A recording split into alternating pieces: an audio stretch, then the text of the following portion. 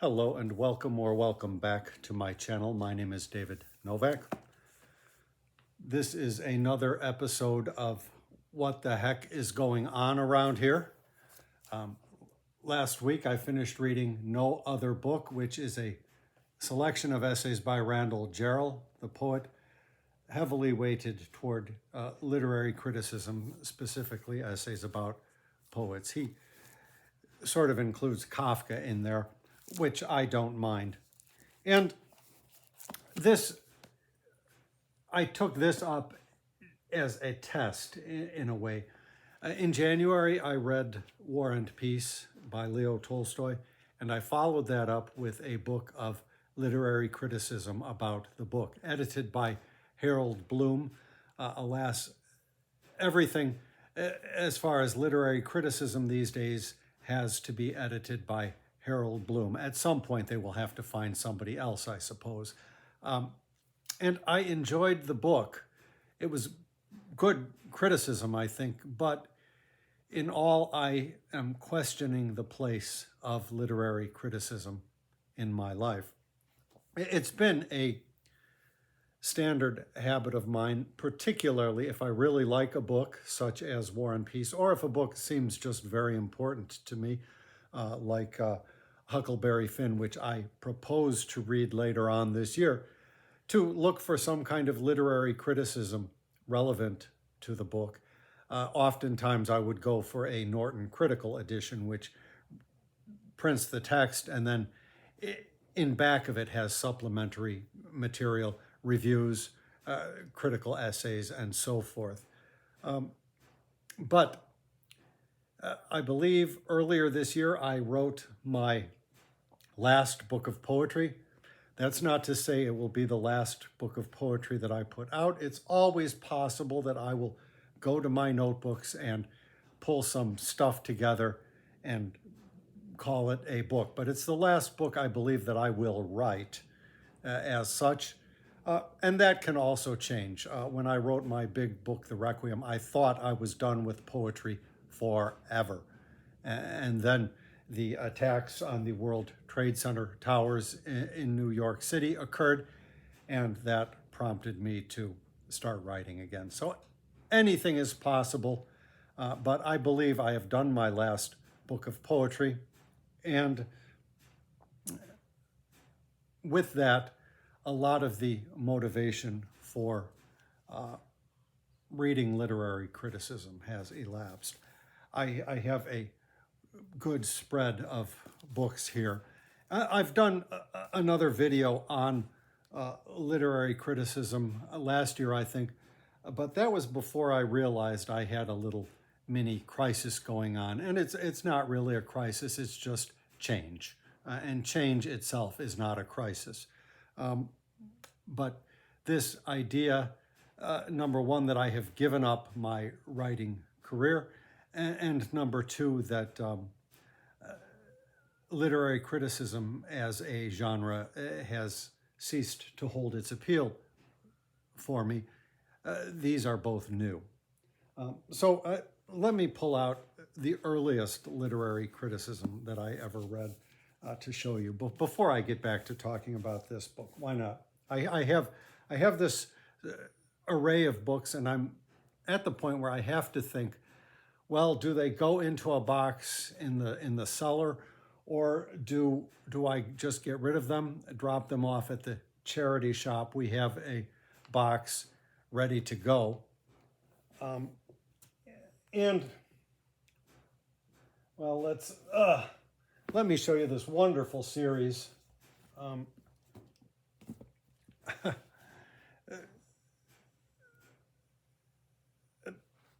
There's a cat in a somewhat precarious position over there. And he's there, and his enemy is here. Actually, he's her enemy, and something nasty could happen. He's decided to go off, which is fine. They both vie for the lap position, and he's decided to go into the hammock across the way. So let's see if I can hold these up. Really marvelous stuff that the first 1 through 4 I bought when I was young. Now you'll notice there's 2 volume 1s. That's because it was separated out, and one is an anthology. So I believe it was this one, Chaucer and the Alliterative Tradition, which gives you essays, but included were some poems. And then they also had in fact, with medieval times going on, included in this quarter's Historathon event, all of this stuff might be worth my checking into. Vin at Revenant Reads said he's hoping to look at some medieval poetry. Well, this is more than poetry.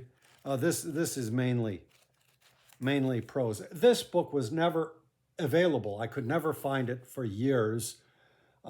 So I had the other though, and this one includes poetry in an anthology. So fortunately, when I was very young, I got to read the poem Pearl and other little things like that. So I had 1, 2, 3, and 4. And that was my introduction to literary criticism. Oh, now I'm bending the books. I don't think it matters at this point. And then with the advent of the internet and the ease of buying things online, I think I've picked up some of the others. I'm not sure to what extent I've gone into the others. Now, so you can see here's the full set except for number 7. And I'll show you the big disheartening event that, there was a tag going around on BookTube about sets that don't match. Well, there was this whole window of time when you ordered a book and you didn't know if you'd get the mass market or the trade. Here's what I have. At some point, they must have updated this and added an extra volume or something, and so they don't really match. And it bothers me, but I've never really looked at these as I did the earlier books. But I thought I would show them as sort of the kind of thing that used to be readily available. And those first volumes were very nice. One of them, as I recall, might have been The Age of Shakespeare, has a really nice essay about Inigo Jones, who, among other things, invented stage machinery and such that I really should revisit. I really should revisit all of this criticism before, as I say, deciding to get rid of it or not. And possibly for Historathon, I'll put a link in the description box to what that is. There's one poem in here, the play of St. Nicholas. Well, it's a play, I guess, so that was how they separated out. But this is all prose. So I've never really looked at this one either, but the poetry, of course, I did look at. So back to this book. I've come to realize, and he even brings up this point, it's not been a secret for the last 30 years that now we share no common literary heritage. As at sort of the tail end of a period where such a thing existed, you had guys like, hey, come on, please. Shh. Please. You had guys like Harold Bloom deciding upon what they felt the Western canon should be. But that canon has dissipated, I think, at this point. It may be of historical use to somebody, but it's not the kind of lodestar, if that's the right word. It's not the kind of signpost that anybody embarking on a literary career these days could use as any kind of a guide I may have just spoken a tautology there.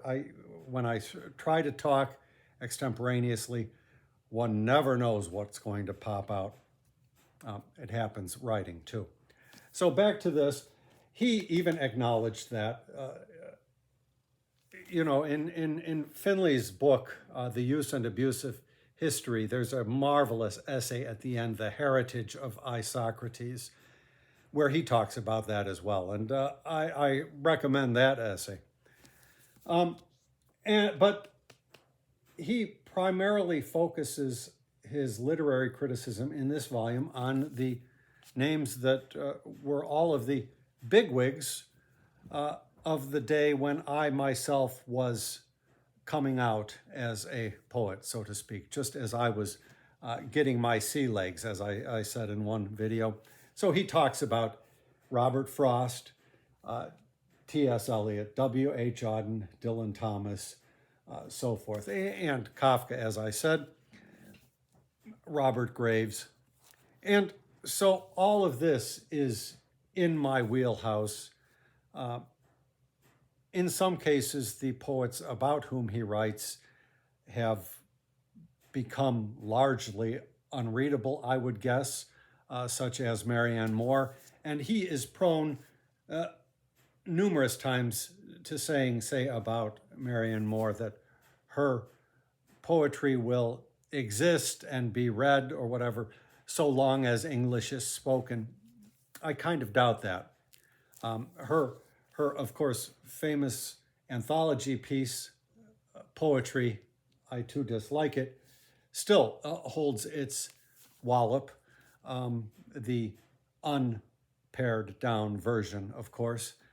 But I think most of the rest of her oeuvre is impossible at this point. But he talks about her, and as she is one of the poets that I looked up to, Wallace Stevens as well, who has held a little bit more staying power, I think, even than Jarrell expected.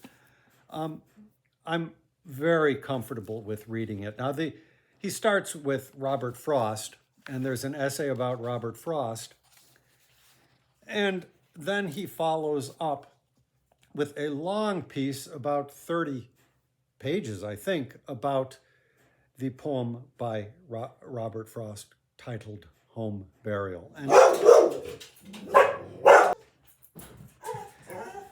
And in fact, hey, come on. I'll put a link to my reading of the poem Home Burial. But I realize such an essay of 30 pages focusing on one poem is going to be of no use to a person who does not know that poem. And even more than that, to a person who does not know that poem as thoroughly, say, as I do, or somebody of my generation might be expected to. So reading any of this without that kind of familiarity is useless. And I don't think that kind of familiarity is coming back. Jarrell rightly lauds Home Burial as the best of Frost's poetry, and I would probably agree with that. I have not measured them all out, but when I was a student, my teacher, Paul Carroll, pulled me aside one time. Actually, we were at a pub, and he said, the thing about Frost is you have to realize that his best poems are the poems in which he does not rhyme. So all of his long iambic pentameter poems without rhyme, those are his best. And indeed, I came to find that largely holds true. There are exceptions. There are some rhymed poems that are not bad. And I believe of the unrhymed poems that Home Burial is my favorite. And his look into that poem is exhaustive. But many of the other poets, such as Robert Graves, who really needs to go there anymore? What he says in my community tab at YouTube, I was putting little paragraphs here or there that called out to me. And for me, it was a delight encountering such things, but they were isolated paragraphs in larger essays that were less inspiring. So for any person who is not a practicing poet and not a practicing poet of my generation, it's hard to see the value of this, save for some future literary historian. I really enjoyed everything that he had to say about W.H. Auden, a poet whom I have not read very much. I have a number of books, a couple of which were inherited, that I really should give some time to. But I think he really pegged W.H. Auden. And there's a long essay, 30 pages again, titled An Unread Book, which is the one essay in here which I was not able to read to completion. And it's about a book that he championed. I can't remember the title of the book. The book does not sound very good, but if you look it up at Wikipedia, it will tell you that this book had a revival in the 60s or whatever. It was written in the 40s because of Jarrell's championing it. And it just doesn't look that good, and what he has to say wasn't all that interesting either. I may go back and try to finish it just so that I can say that I've read this book completely. Some people on BookTube are sticklers about that. I have read this book except for, as I say, probably about 10 pages of that 30-page essay. Now, because I enjoyed it, even though I don't think criticism has a place for me much in the future, and possibly not even for the society at large, because I believe you have to have a cohesive literate society in order for literary criticism to find a foothold. But I thought I would take one more stab at literary criticism and read a book that I DNF'd. That's how people on BookTube refer to did not finish or do not finish. I got 176 pages in, and this is literary criticism. And I don't remember what I read. I had taken this 8 years ago with me to San Francisco for a little vacation, after having cast my early vote in the presidential contest. So whilst in San Francisco, Donald Trump won the election, and somehow I put the book aside and never picked it up again. And so I'm thinking, now that since January, I've been doing a four-pronged reading approach, which is I read a little bit of a Library of America classic. Right now, Henry Adams's History of the United States. A work of literary criticism has been on my plate. Then a mammoth novel, if possible. And then a work of history fitting in with the Historathon calendar. So I think, because I don't remember very much about this, I think, and my reading skill is better than it was, I think I will restart this from the beginning and go all the way through. So it's not that long, less than 350 pages, but I may do a further video at some point about other Chinese literary criticism, particularly pertaining to poetry. But that will have to wait for now. So I don't know what I'm going to do with all of these books. You probably don't need to see all this stuff. So if you wish to take your leave, thank you very much for stopping by. I will just show you this stuff. I don't know if I'm going to get rid of it or not. Speak of the Devil, Robert Graves. I've heard that this stuff is really good, and upside down, sorry. And I actually have read it, but I have no recollection of it. This is the Oxford Addresses on Poetry. So I maybe should take a look at this stuff before deciding what I'm going to do with it. And then, of course, you have the Oxford Lectures on Poetry by Bradley. I think I have his Shakespeare stuff here, and I've looked at some of that. I mean, it's okay, I guess. And I'm pretty sure I've read this, but again, it's so long ago that I don't remember. And then my favorite, E. de Selincourt, his lectures on poetry. I showed this in that video. And let's just move on.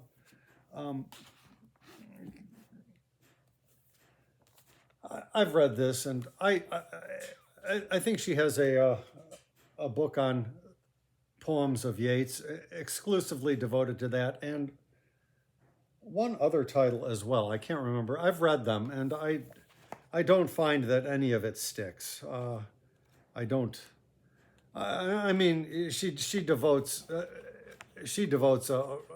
whole chapters to Rita Dove and Jory Graham. I mean, I believe Jory Graham was a favorite of hers. I don't need to talk about that. Sort of all of the disgusting scandal and so forth that has attached itself to the name of Graham, the late. Why shouldn't we let sleeping dogs lie? So let us skip on past that.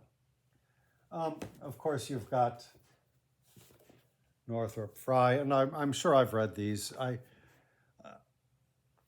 I don't remember them very well either, so I should give them a look and see what I think. I've liked some of Dennis Donahue's stuff, and don't remember it either. Some of it I thought was very nice.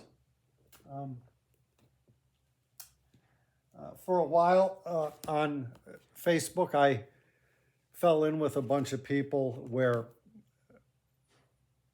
the arguments of my youth had to occur in a different form, which is the perennial but hopefully laid to rest since argument between free verse and metered verse. And this is a guy who's a teacher, and he's sort of the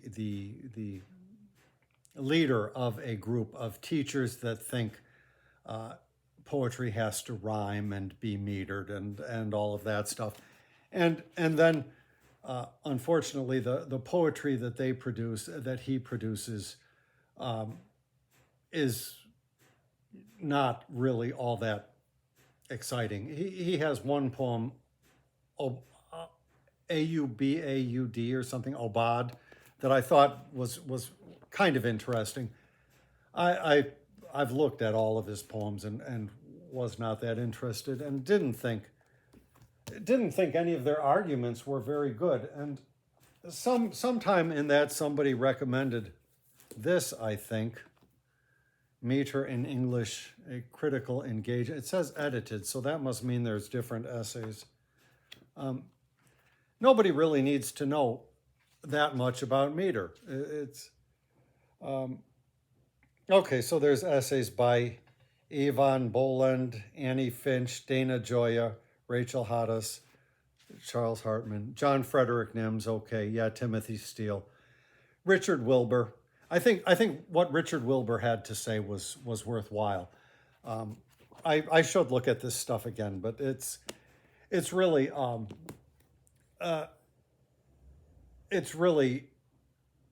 making too much of something. If you are going to write poetry, chances are it's a good idea for you to know something about meter.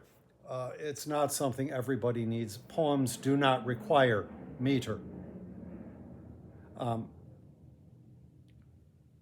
But if you are the sort of poet who is going to write in meter, you will probably figure things out. You don't need anybody to instruct you in it.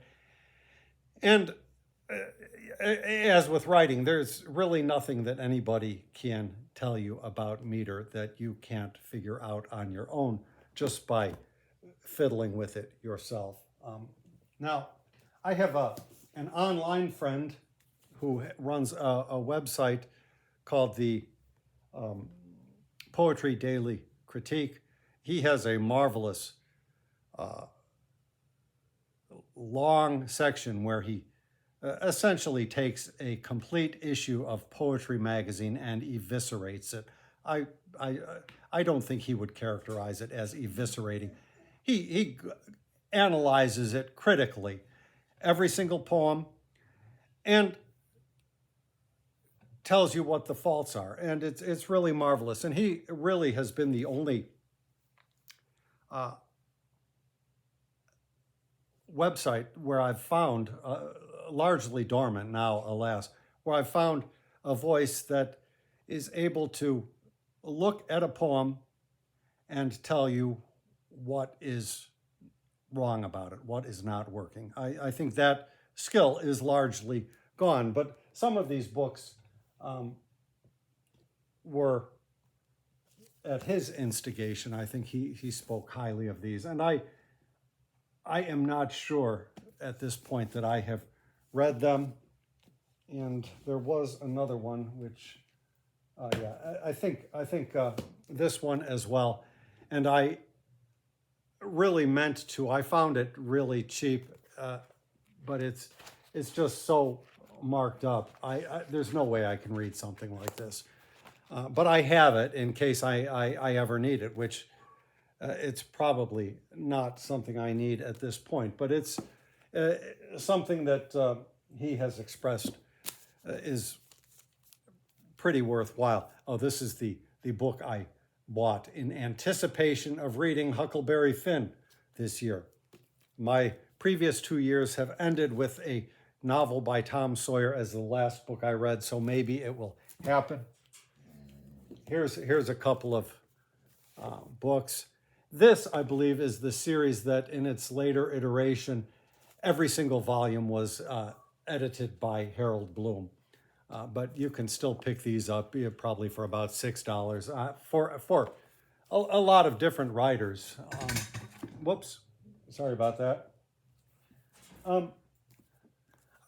J.V. Cunningham, he was a writer in meter, I think, and formal. He is the member of the coterie of formalist poets that came closest to being a decent human, so, let's say. That's really a nasty slam, I suppose, at that whole group. But when I speak, I just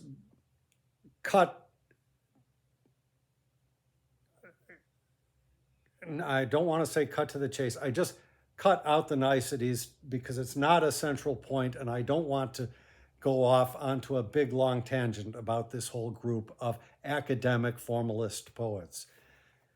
As far as academic formalist poets, he was a decent one.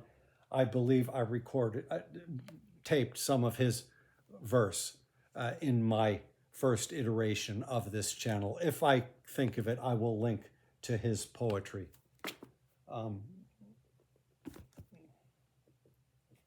And that last video I talked about Wilson. Wilson was very important to me. I will probably get rid of all of my sundry books by him at this point. I do have his 2 Library of America volumes, and I will probably resign myself to just keeping them. I think this one has a very nice essay on Dickens, and I wonder if he writes about Kipling anywhere. Unfortunately, Randall Jarrell in his book does write about Kipling, and his essay is not good. Eliot has a marvelous essay about Kipling, and so does George Orwell. And I was hoping for a third or a fourth, if indeed Wilson has one. I can't remember. But alas, Jarrell's essay on Kipling fell kind of flat. My other favorite, I have everything by this man. But I don't see, again, I should probably take a look at it and then dismiss it. And another important critic of that time, I think he's referred to in one of my essays by Finley, possibly even that one, The Heritage of Isocrates. I don't really think I've gotten into this, so that would be one for me to look at and make some decisions on. Henry James, I can't stand Henry James in any way, shape, or form. I read all of this and couldn't stand any of it and don't remember it. A.S. Byatt, as far as I know, I didn't like any of this. I did not read it from cover to cover. I dipped in. George Eliot's essays, I think I might have liked that. It was, I believe, also used in the Penguin edition of Eliot's sundry essays and poems and that sort of stuff. And I think it was pretty good, which is what led me to buy this volume. But the rest of it, And I thought I would show you Brooke Allen for more contemporary stuff. I have everything by hers, but she dropped out, I think, and just, I don't know what her story is. She quit writing. So this one has Edith Wharton and the Rejection of Tradition. I should read that now that I have read Edith Wharton. I've read everything by her and really liked it. So I think this is due for a reread. Saul Bellow on Top, The Better James Baldwin, Iris Murdoch, Drawing Room Philosopher, Backstage at the New Yorker, that was a nice one. Carson McCullers, The Story of an Emotional Vampire, The Many Worlds of Angus Wilson, Sylvia Townsend Warner, Brilliant Frivolity, Christopher Isherwood's Diaries, The Mitford Girls, Evelyn Waugh with All the Warts, The Elusive Henry Green, The Cult of Victimhood. Yeah, so The Voice of a New Century, Colette. This particularly I should look at. I have everything. She had the misfortune, I think, of writing a travel guide to Syria that was published just like 3 months before the war started there and the country was largely destroyed, so far as I can tell. And I do intend to read that one of these days. And she also has a biography of Benazir Bhutto, commissioned work. And I'm not really that inclined to biography. More Dennis Donahue, the old moderns, and I've read his stuff. Hey, come on. Hey, this guy, he has a lot of books of essay. He's one of those authors who managed to get everything put out, all of his sundry pieces in really great editions, and I have several of them. I've never read them, but for this essay about censorship, which I really liked. I liked this book very much, and I think it's worthy of a reread. I think it's still sundry essays, but they're all grouped under this heading because they have that in common. And the last thing that I see here is A.D. Hope. I don't know. Again, something I should look at all of this and make some decisions on. So I didn't know what the heck was going on here. I started talking about Randall Jarrell. Then I talked about the book of criticism, dragon carving, and whatever, that I hope to read next. And then, and I've piled everything on it so I can't get it without toppling things. And then I just went off into nonsense. So I will end this video here, and thank you for stopping by my channel.